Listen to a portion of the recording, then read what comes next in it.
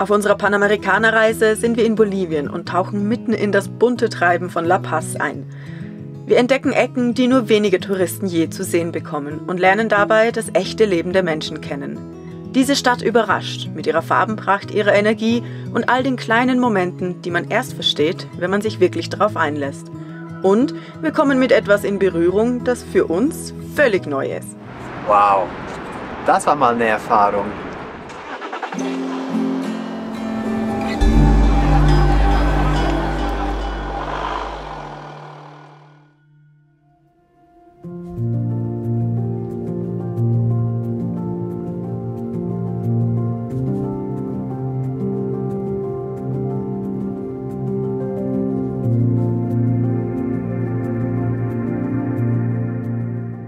Hola, schön euch in diesem Video dabei zu haben. Ihr seht schon, heute befinden wir uns in einer ziemlich anderen Umgebung als die letzten paar Male. Wir sind nicht in der Natur, sondern im Regierungssitz von Bolivien in La Paz.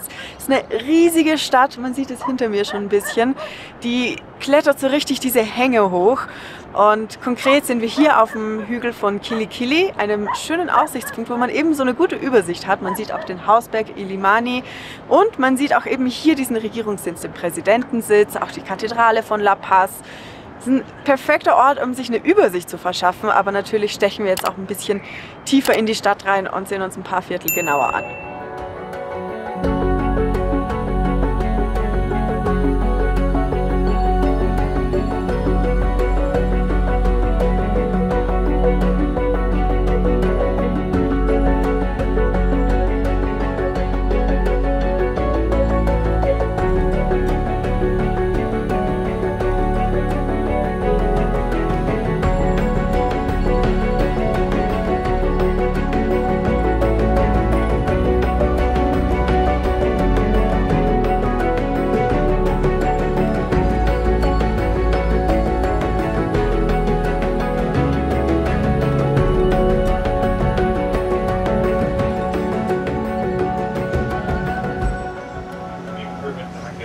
Para tomar un café, ¿lo ordeno aquí? ¿Por aquí? Puedes tomar asiento y traemos ¿Sí? esta carta. Ah, ok, perfecto, gracias. Muchas gracias. Para mí un cappuccino, por favor. Con leche normal. Con leche normal, sí, va bien. Y para mi novio una Coca-Cola, ¿tiene? Tenemos gaseosas, tenemos Ok. jugos naturales, limonadas, O si no, una agua con gas. agua con gas, ¿Sí? helada, No, sin helado. sin helado. Gracias. Perfekto, muchas gracias. Muy amable. Auf so einer Reise merkt man ja sehr schnell, dass wenn man nicht nur von A nach B reisen, sondern auch mit Menschen in Kontakt treten und echte Geschichten aus dem Leben hören möchte, dann muss man auch die Sprache können.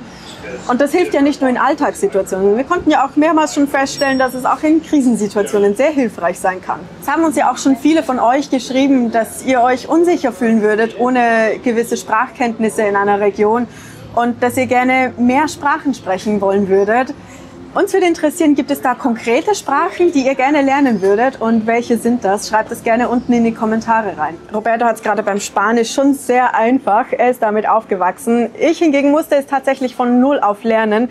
Ich habe verschiedenste Sachen ausprobiert, auch unterschiedliche Apps und ich kann bestätigen, Babbel ist eine der weltweit besten Sprachlern-Apps. Die Lektionen werden von echten SprachlehrerInnen entwickelt und sind super alltagstauglich. Also sie beinhalten genau, was man braucht. Wie finde ich den Weg, wenn ich auf Reisen bin? Wie kann ich die Sprache gut in meinem Beruf nutzen? Oder auch ganz einfach, wie unterhalte ich mich mit den Leuten? Und was ich richtig gut finde, die Lektionen sind kurz und ich kann sie überall zwischendurch einbauen. Also morgens im Van, im Café, unterwegs. Und dank des Aussprachetrainings komme ich auch wirklich in dieses Sprechen rein. Also ich finde dadurch mehr Selbstbewusstsein, auch wirklich die Sprache anzuwenden und mit Menschen zu sprechen. Wenn ihr also auch eine Sprache lernen wollt, weil ihr eine Reise plant, weil ihr auswandert oder einfach Lust drauf habt, probiert Babbel sehr gerne aus. Ich kann es wirklich empfehlen. Und mit unserem Link in der Beschreibung oder auch mit unserem QR-Code erhält ihr jetzt bis zu 50% Rabatt auf euer Abo. Und es gibt auch eine 20-Tage-Geld-Zurück-Garantie. Also probiert es einfach aus.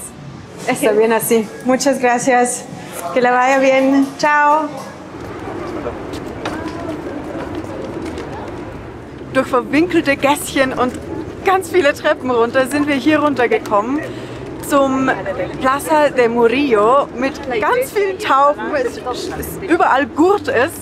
Aber vor allem sieht man hier eben auch diese Kontraste von den historischen Gebäuden des Parlamentssitzes und Präsidentensitzes und den neuen Gebäuden. Und das ist auch explizit so gewollt, dass dieser Kontrast so stark ist, denn man will damit auch den Bruch mit der früheren Politik symbolisieren damit. Es geht darum, dass man eben diese frühere Politik, in der auch die indigene Bevölkerung unterdrückt wurde, eben der Vergangenheit zurechnet und jetzt eben ein neues Zeitalter angebrochen ist oder eine neue Politik, neue Herangehensweise an viele dieser Themen. Ja, und das ist schon sehr markant. Also dieses Bild ist schon sehr besonders, sehr auffällig. Aber es ist auch schön, hier die Leute zu beobachten. Man sieht ganz viele in traditionellen Kleidern und eben die Tauben sind sowieso ein Magnet. Das ist ein richtig guter Ort, um Menschen zu beobachten.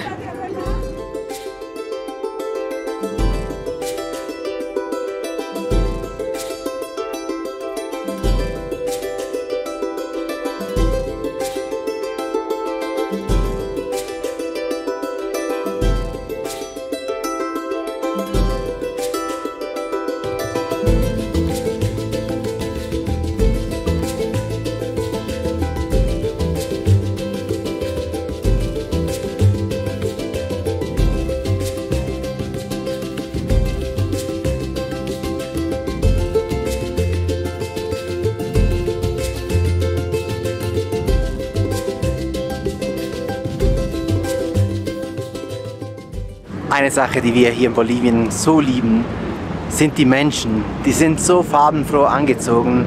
Hauptsächlich aber die Frauen, die haben ja diese Gewänder mit diesen Tüchern und das sieht so schön aus. Es gibt ja der Stadt so einen schönen Farbtupfer.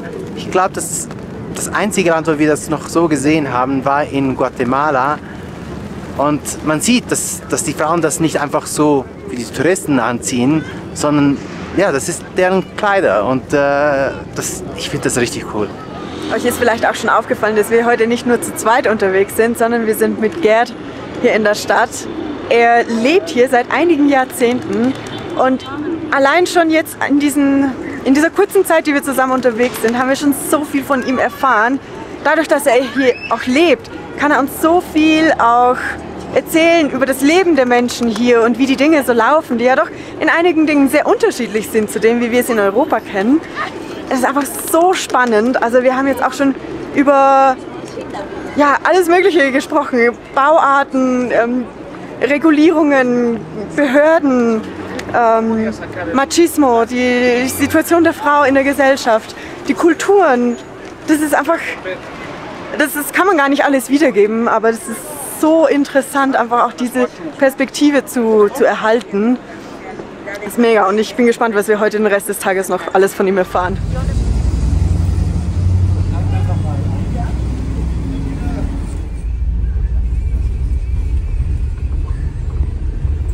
Zwischendurch kann man überall einfach.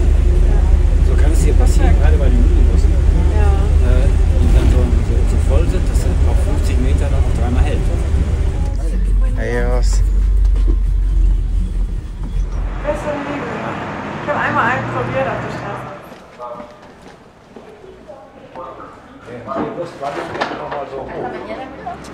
Wir gehen jetzt noch kurz was essen. Etwas ganz Typisches, Salteña heißt's.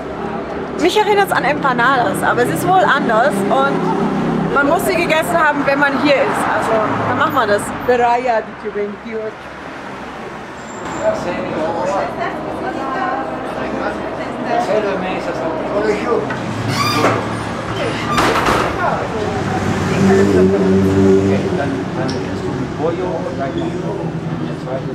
Immer klappert man sich so langsam so voran, du darfst dann auch mal so schlürfen, du darfst geräuschvoll essen, ist alles erlaubt. Sehr gut. Also ja, Mahlzeit.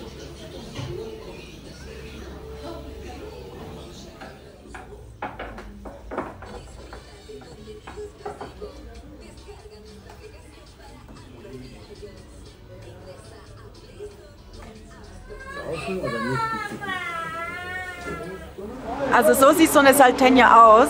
Eigentlich ähnlich wie eine Empanada, aber es ist eben anders und vor allem ist die Füllung viel flüssiger. Also es kann sein, dass ich jetzt gleich eine Riesensauerei anrichte. Das hier ist jetzt mit Frikassee-Füllung, also mit Schweinefleisch, glaube ich, haben Sie gesagt, oder? Aber es gibt es natürlich auch mit Hühnchen und mit anderen Füllungen.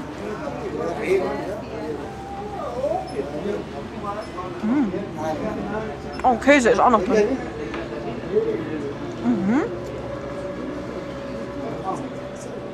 Der Teig ist ein bisschen süßlich. Das ist überraschend.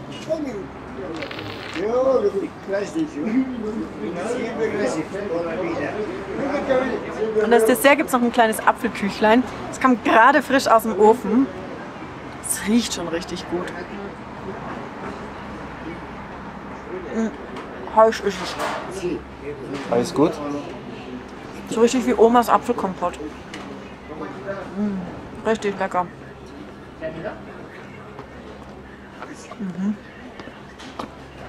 Essen war gut. Und Ja, danke, dass ihr mich Gern geschehen. eingeladen habt. Ja, selbstverständlich.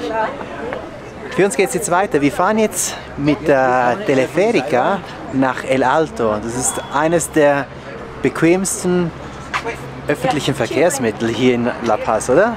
Ja, Würdest du auch sagen?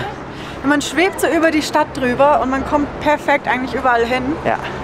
Und es ist Ideal. auch sehr günstig. Man bezahlt gerade mal 3 Bolivianos, das sind umgerechnet etwa 15 Cent.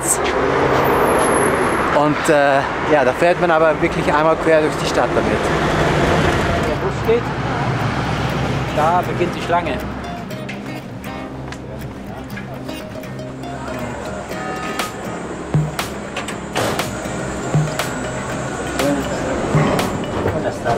In La Paz gibt es insgesamt 10 von diesen Gondellinien, die einfach so ein Netz über die ganze Stadt bilden. Wir fahren jetzt erst mit der orangenen und jetzt mit der roten, und zwar hoch auf über 4000 Meter über Meer in Richtung El Alto. Das ist, ich glaube, das ist eigentlich offiziell nicht mehr Teil von La Paz, oder? Nein, das ist eine eigenständige Stadt. Ja, aber ist halt gleich gerade angrenzend und wir wollen uns das auf jeden Fall auch ansehen. Und da gibt es auch ein paar sehr besondere Orte, die wir uns nicht entgehen lassen wollen.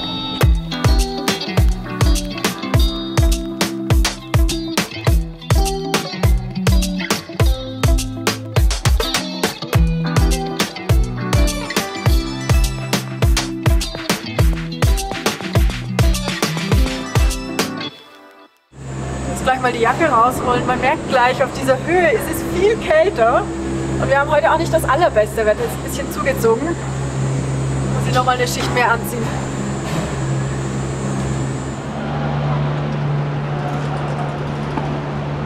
Hier sind wir jetzt gerade in so einer Gasse oder einem ganzen Viertel eigentlich, wo diese traditionellen Kleider verkauft werden für die Cholitas. Also man sieht hier schon ganz viele diese Unterröcke, dann kommt der Überrock drüber, oben trägt man eine Bluse und den Mantel dazu und ganz typisch ist auch dieser Melonenhut. Der wird jetzt immer weniger getragen tatsächlich. Aktuell sind wohl Strohhüte mehr in Mode, aber einfach so dieses, das ist eine ganze Straße voll von diesen farbigen Röcken und also ich glaube nicht, dass das jetzt mein Stil wäre, ich glaube nicht, dass ich mir da einen Rock mitnehme, aber es ist schon cool, das so zu sehen und auch die Frauen, wie sie hier so einkaufen und so. Schon sehr cool. Interessant. Lustig.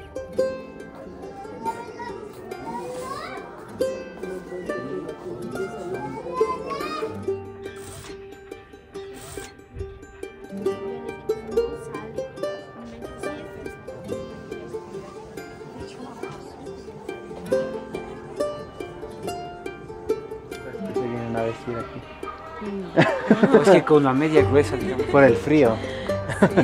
Pero igual, pues el pie debe estar helado. Dice que tiene esa capacidad económica de, no sé, regalarle. Sich nach Hause machen. Das nicht nur durchlaufen, sondern dass die den Damen, die hier sich und diese Sachen. Ich habe ja vorhin schon erwähnt, dass heutzutage die Frauen oft eher Strohhüte tragen. Aber es gibt noch eine Variation zu den Melonenhüten auch, die heute in Mode ist.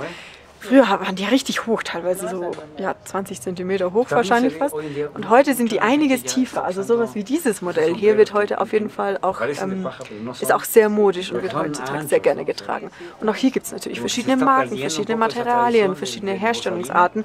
Und da kann man auch wirklich hunderte $100 ausgeben für einen solchen Hut. Also man soll sich nicht täuschen lassen. Das hat schon, also allgemein so diese Gewänder, da kann man schon echt gut Geld ausgeben.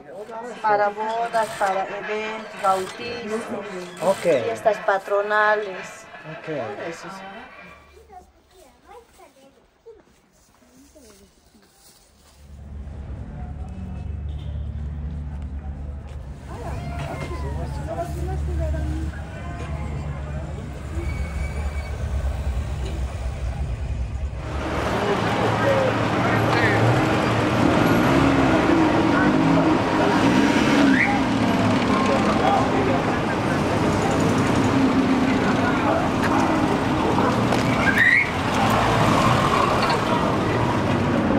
wie das hier schon riecht.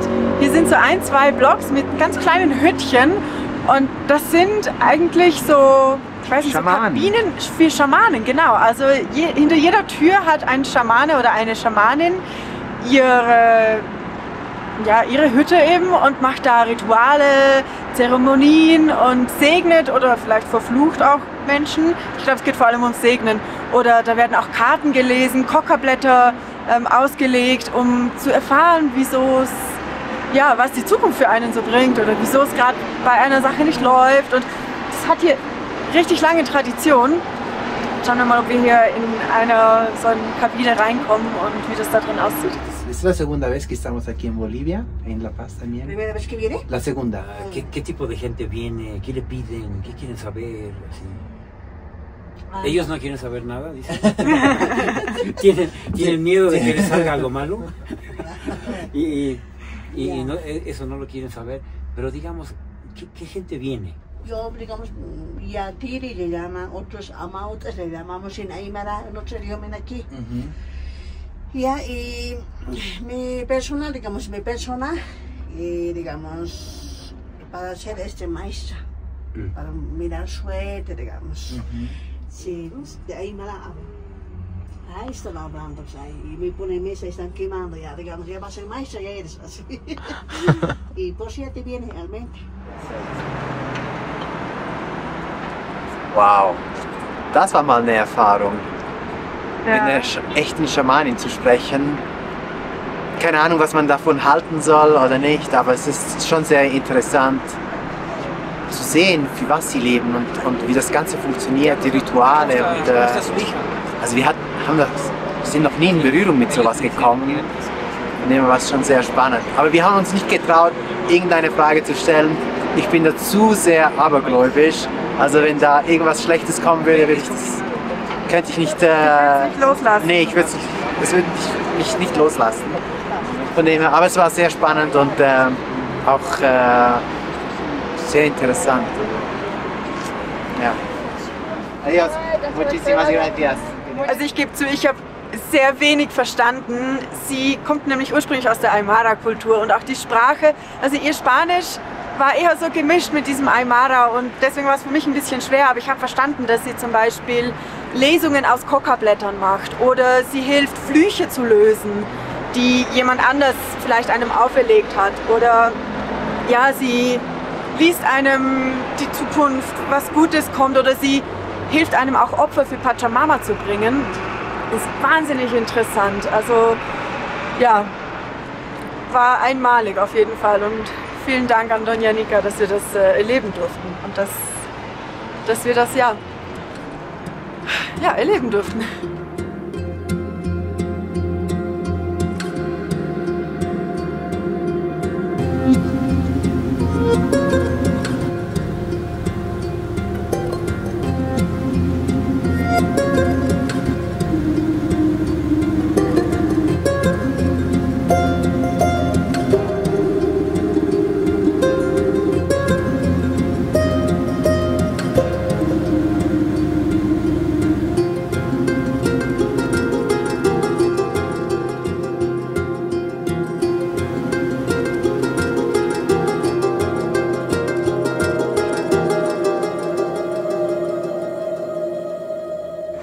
Pelo de conejo, also Kaninchen,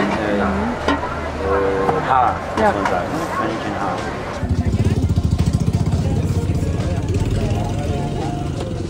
Caballero. Ist klein, ne? Poco pequeño.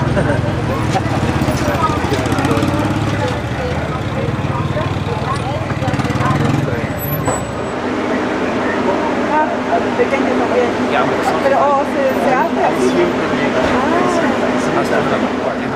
so wie der Baum, den du probiert hast, so wird er werden. Der wird absolut. Sah gut aus, der Hut, oder? Ja, könnte sie einen zulegen, aber ist teuer.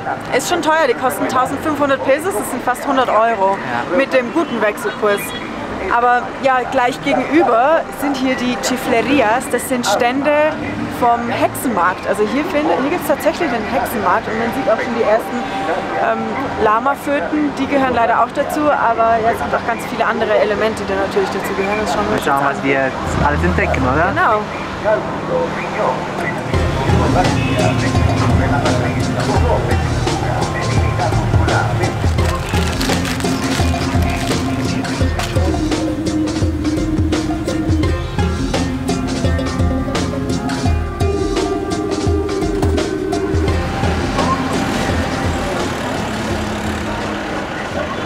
Schon speziell diese Föten hier überall, die hier hängen. Und es sind nicht mal nur Lamaföten, sondern auch Schweineföten oder gerade erst geborene Tiere, aber auch die verschiedenen Mineralien und Steine, Erden, Pflanzen, die sie hier verkaufen. Und dann gibt es auch sowas wie kleine Tafeln aus Zucker, die werden bei den Zeremonien verbrannt und das, was auf diesen Tafeln abgebildet ist, das soll einem dann geschehen. Also man wünscht sich zum Beispiel eine gute Ernte, gute Arbeit, eine gute Gesundheit oder ein neues Auto. Also es gibt alles Mögliche und ja, alles für diese Zeremonien kriegt man hier auf diesem Markt.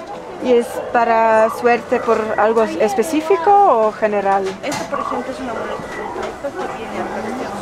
Also hier sind nicht die Föten, die hängen, sondern hier ist Dynamit, sagt man, sind die das. Lunten für Dynamit. Also hier kann man wirklich alles kaufen. Wir müssen nur noch Dynamit finden. Jetzt müssen wir jetzt mal fragen, wo sind Okay. die Dynamitstangen, die wir mit denen anzünden werden. Ja, irgendwo gibt es noch Stangen für das. Und sonst nehmen wir die faulen Eier mit. Ja genau, stimmt. Faule Eier gibt es auch. Die müssen faul sein, damit quasi die Flüche oder die als Glücksbringer gelten können. Para estas mechas. Schon verrückt.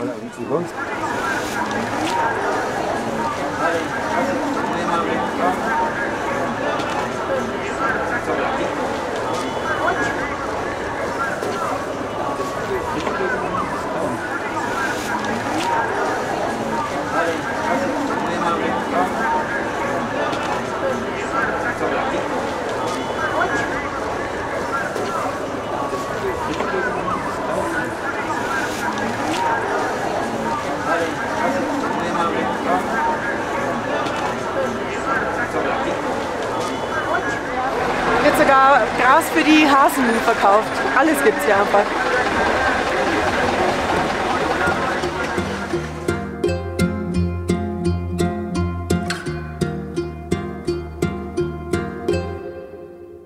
Gestern war ja ein richtig spannender Tag in La Paz. Ja. Also es war so toll, auch mal Ecken zu sehen, wo eben Touristen normalerweise nicht hinkommen.